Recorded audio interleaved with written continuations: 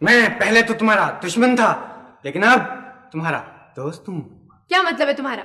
Any, मैं यहाँ तुम्हें हलाक करने आया था, लेकिन फिर मेरा ज़मीर मुझे मलामत करने लगा और मैंने सोचा कि एनी हमारे मुल्क पाकिस्तान की दोस्त है, वफादार है, वो हमें खलाई दुश्मनों से बचाना चाहती है। फिर उसी वक्त मैंने खुदा से अपने गुनाहों की माफ़ी मांगी और फैसला किया कि मैं तुम्हें हलाक नहीं करूँगा। क्या सबूत क्या है तुम्हारे पास इस बात का? सबूत इस सैंडविच में मौजूद है, तुम देख सकती हो।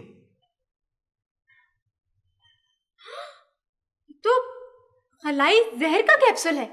हाँ, ये कैप्सूल अश्काली ने मुझे तुम्हें खिलाने के लिए दिया था, लेकिन जब तुम खाने लगी तो मेरा दिल बदल गया। मगर अब तुम वापस जाके अपने बॉस से क्या कहोगे? इसके लिए हमें कोई स्कीम सोचनी पड़ेगी।